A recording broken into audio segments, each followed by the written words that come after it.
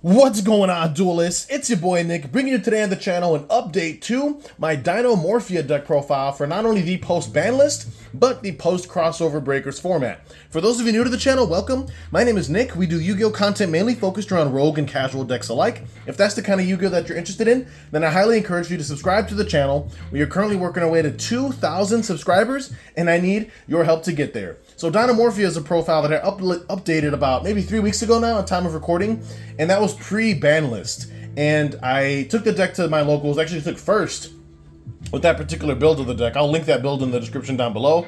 But then, since then, I ended up coming down with like the flu. I was pretty sick, missed a couple days at work, and then my fiance ended up catching what I had, and she was also been bedridden just like I was, and it's been pretty rough, but today was the first day that I felt actually really good in general. Like, I woke up and didn't feel like crap. So I ended up actually updating my Dinomorphia list and taking it to a locals today, which I ended up topping. My record was 3-1, 3 wins, 1 loss, and I went and beat decks like Ryzeal and Fiendsmith Kashtira, or I'm sorry, Fiendsmith Kashtira. And it was just a great time overall. The only deck that I didn't win against was Maliss, but we'll talk about that as we get through the list. The list is slightly updated from the version I profiled pre-ban list. Again, that's linked in the description below. This list is slightly more optimized, and I made a couple changes post-list, obviously, which we'll talk about. But this is not going to be a very in-depth video. I'm just going to breeze through this because, to be fair, not a lot much has changed. So if you want a more in-depth explanation of like each card individually, that's why I linked the description of the previous profile below, so you can watch that and I go over in more detail about the cards, because this one we're just going to kind of breeze through this, and I'll just explain to you my experience at locals, which I topped. So far that marks 2 locals that I've topped with this deck. One I completely won flat out, and this one today I ended up topping with a 3-1 ratio. Or a 3-1 record, excuse me. So diving in, monster lineup first, you know how we do here on the channel. We do have a playset of Ryzeal, followed by 2 copies of Diplos. I stand by this ratio moving forward in this deck. The thing is with Dinomorphia specifically, you do not want to brick on normal summons. You want to have access to your traps. You want to be able to fusion summon into cards like Kentragina and Rexstrom.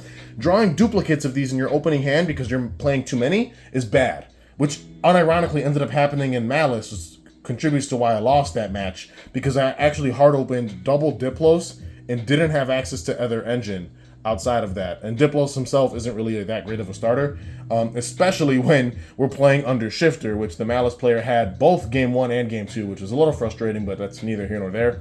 Generally, this deck doesn't care about Shifter, but against Maliss, specifically with the hand that I had, it was so weak, I really couldn't do much. I mean, Diplos and the Shifter is just terrible. So I didn't even bother activating the effect because there's almost no point other than like deck thinning. But either way, we're getting off subject. So 5 monsters, 3 Ryzeal, 2 Diplos. Again, I stand by this record or ratio. I don't feel like playing 3 Diplos is required. You don't want to brick on normal summons. Ryzeal is the better starter anyway, which is why we maxing out on her and just playing 2 Diplos. And like I said, the ratio's been perfect for me. And those are the only monsters we actually main deck, believe it or not. Then moving on to the spells, we're on 3 Morganite, 1 Card of Demise, 1 Called By, just 5 spells to match our 5 monster card lineup. The Morganites put in so much work. I cannot understate how amazing this card is. And it's crazy because I've had so many players try to Ash Blossom this or Dominus Purge this card, and you cannot do that. For those of you unaware, this card does not have an effect that lets you add cards, whether at activation or resolution. All it's doing is changing the game mechanics, allowing you to get 2 draws for your normal draw during turn, and additional normal summon. So it does not have an effect that can be ashed or Dominus Purged, for the record, which is crazy because I've had so many players try to stop this card with those types of cards, and all it does is just give me it gives up their hand knowledge to some degree, and it allows me to play better because they're misplaying on this card. But it's amazing. I would not cut this card moving forward. It's in practice, it's worked out so well, even better than I thought it would, and I absolutely love it. 1 Card of Demise again, because you still want more draw power in addition to this, and then obviously the 1 Called By, pretty self-explanatory. You want to be able to stop hand traps, especially cards like Ash when they try to Ash your like Frenzy or your Domain, which are your main accesses to cards like Rexstrom. You don't want those to be stopped. That rounds out the spells. Again, moving into the traps now, we're on 3 Domain, 3 Frenzy, pretty much the heart and soul of the deck outside of Ryzeal, who is your main normal summon / starter. Domain and Frenzy are basically fusion traps. but they do send material from the deck and or extra deck in Frenzy's case to fuse. And they're basically how you access the deck's win con, which is Rexstrom, who you see here on the playmat. Overall, very powerful card. So Dinomorphia, again, all these cards have your life for cost, which plays into the Rexstrom win condition of, basically floodgating your opponent, since all monsters they'll control will usually have more attack than you have life. So it's a 3-3 ratio there. You want to max out on domains and frenzies because you want to make sure you have as much access as possible to be able to fusion summon. Up next, we follow that up with 3 copies of Intact, 1 copy of Sonic, Intact being a monster negate, Sonic being a spell trap negate, counter trap. Pretty self-explanatory there. Then we have 2 copies of Alert and 1 Brute to round out the Dinomorphia specific engine cards we play. Alert at 2, I think, is a mandatory, especially since we're only on the 2 Diplos, only making it so that we're on 5 monsters. Obviously, you're going to run out of material pretty quickly as you're, dumping them to grave with like domain and frenzies. So in order for you to maintain a grind game, so to speak, you need to play double Alert so you can recycle these cards back from the graveyard and continue to fusion summon if the game turns into a grind. Also, I like having the second Alert because it's just an additional way for this deck to play around Bystials, which can hurt the strategy to some degree, and you can at least mitigate that by playing the second Alert. So I think 2 Alert is a proper. You might be able to get away with 1 of it, assuming you're maxing out on Diploses, but I don't think that that's a very optimized build in my opinion, especially after testing with the deck. So that is a little bit of explanation there. Then moving into the remaining traps, a couple of just non-engine, trap good stuff, is triple Impulse, triple Imperm as the hand traps of choice in this deck. You have to understand that because of the time-tearing Morganite restriction, we're not able to play monster-based hand traps like Ash Blossom or Ogre or Bell, even though those cards might be good this format, and that's because Morganite locks us out of monster effects from the hand for the remainder of the duel, so we have to navigate around that. Luckily, there is a very good solution in the form of not only Impermanence, which is an amazing top-tier hand trap this format, but also Dominus Impulse, which this card is custom, especially in this deck because we're playing 31 trap cards. One thing I didn't mention is that this deck is at 41, up from 40 from the previous build, and the reason for that, we'll get to it shortly, but Impulse is just, it's insane. That's really all I can say about it. Just definitely max out if you can afford it. Then the reason why we're on bump the deck count to 41 from 40 is because post Banlist and after doing more testing with the deck, I was previously only playing 2 Solo Supreme King, but I bumped it up to 3, which obviously increased the deck count to 41. Now, if you so choose, you can cut the 1 of Trap Tracks and bring the deck back down to 40 while still playing the playset of Soul the Supreme Kings, but I still like the utility of the 1 Trap Tracks in the deck. Maybe after further testing I might end up cutting it, but so far Trap Tracks has never done me wrong. It's been a great card overall, and like I said, it even came up at locals today. But I wanted to increase the count of Soul the Supreme King because there are times when you don't have access to Engine, believe it or not, despite this being a 41 card deck, and you're on maxing out on Theresias, maxing out on Domains, maxing out on Frenzies. If you don't see any of those 3 aforementioned cards, which is 9 cards total because we're playing playsets of all 3, you don't get access to your deck's win condition or engine, which means you kind of are just sitting there stagnant until you can get something going. And Soul the Supreme King is a very great substitute because not only does it pay half your life for activation, which again feeds into what Dinomorphia wants anyway, but it allows you to like wall up to some degree by putting out a Supreme King Zark on the board, which not only threatens lethal, puts your opponent on a clock, but also deters them from using their spell cards, which is pretty cool. So I felt that maxing out on this is important because it's a great supplementary engine for this deck. Then we're on the 2 Ferret Flames. 2 of is all you need. I mean, could you play 3? Sure. But again, this card is not engine. So like you don't want to draw too many of these. You'd rather have access to engine and then just like either draw into this with the Morganite or find this card off of the 1 of Trap Tracks, which we had already discussed, which is at 1. And like I said, the deck is 41 cards currently, but it's been running so smoothly. And then to round out the remaining main deck is 3 Judgment and 3 Iron Thunder. Again, incredible counter traps to help give some decent insurance to your end board so you're not just folding to like your opponents evenly or Lightning Storm or Dark Ruler and such. Up next is the extra deck, pretty much unchanged from the original list, so we're just going to breeze through it. 3 Rex, 2 Kentragina, and 2 Stealthberg. I actually gamed my opponent, my Ryzeal opponent, with Stealthberg effect. I had dwindled them down enough where they were able to like not really do too much, and I had a Stealthberg on field. He was at 2,000 life, and I let him actually get to the detonator, just so when he summoned detonator, use the effect to add attach a material from grave. I actually lethaled him with the Stealthberg effect for game, which was pretty funny. So the fact that this card came up is pretty nice. And I found that in game 3 going into time, this card is also really great to make, because one of the Dinomorphia's biggest weaknesses is time, obviously, because the deck pays half perpetually for everything it does, which means you're always at a lower life point deficit than your opponent is. And Bergia is actually pretty good, like when you're getting closer to time, because it can help equalize the playing field to some degree. So I've actually liked summoning this card a lot more than I had previously. I've been giving it a little more respect than I used to. But moving on with the rest of the extra deck is the Zark package, 1 Supreme King Zark, 1 Odd Eyes Archray Dragon, and then of course we're playing the targets. For the Graveyard Effect of Soul, however, Arc Rebellion can also be summoned off of the Raiders Knight, which we are also playing as a rank 4 package to help us OTK. And then we're playing the 1 Lagia and the 1 SP Little Knight to round out the extra deck. And then for the sideboard, again, updated post ban list is actually a playset of the newly released from jail Dinomorphia Pankratops. This card is really incredible, and I'm so glad that it's back at 3. So much so to the point that we have to basically sideboard this at maxed out, because going second is just an amazing breaker, and it does not conflict with Morganite, because the ability for Pankratops to summon from hand does not activate.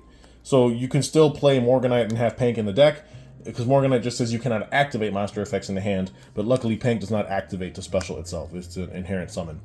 So pretty strong there, going second, and then obviously we're still maxing out on the triple sphere mode, followed by the triple evenly. These are pretty much the 9 cards I'm always siding into when going second, because they're just insane. The ability to like sphere mode your opponent, with their Fiendsmith end board, clearing off all their threats, and then either going like Pank to take out an additional threat, or following up with evenly.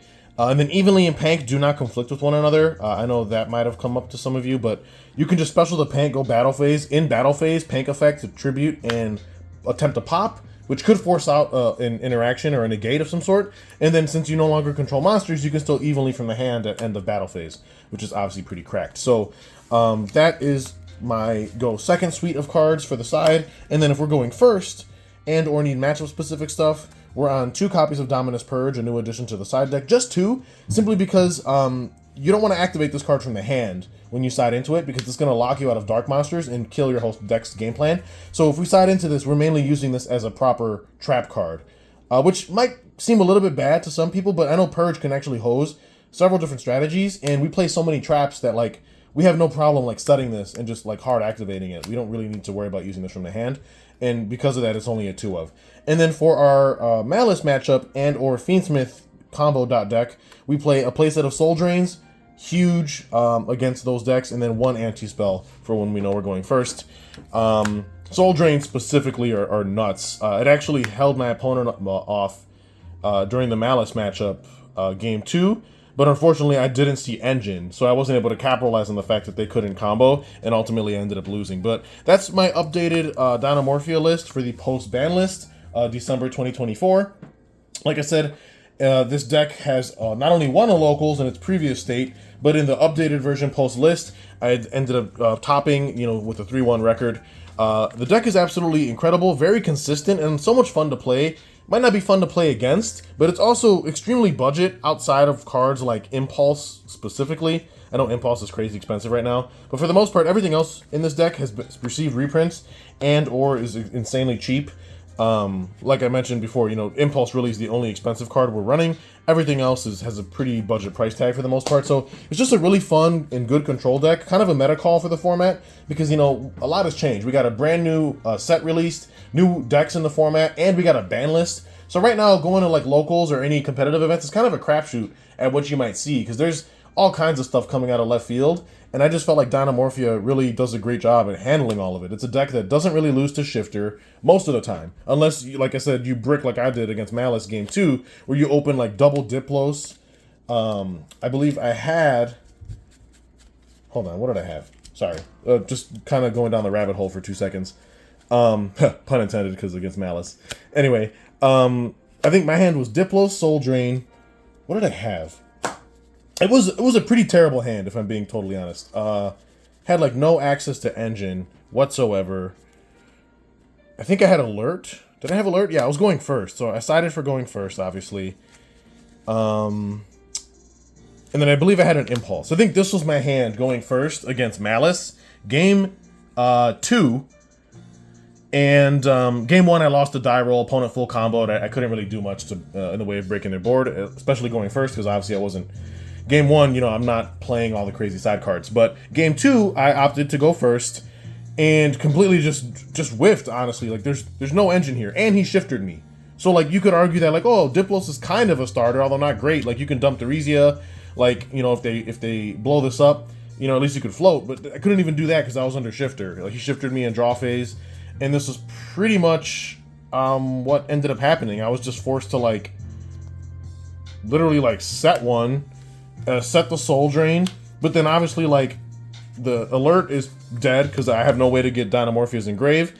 And then Impulse loses a lot of its value because now I can't get a trap card engraved to maximize in the full effect of this. So really, my only disruption for my opponent was a Impulse that I could use, which doesn't even destroy the card because, again, I couldn't establish traps engrave under shifter.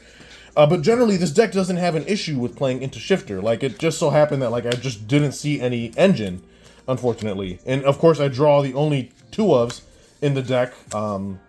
It was just a bad draw overall. That's why I ended up... Maliss was my only loss today. But, like I said, I beat 2 different Ryzeal decks, one Pure and one Fiendsmith variant.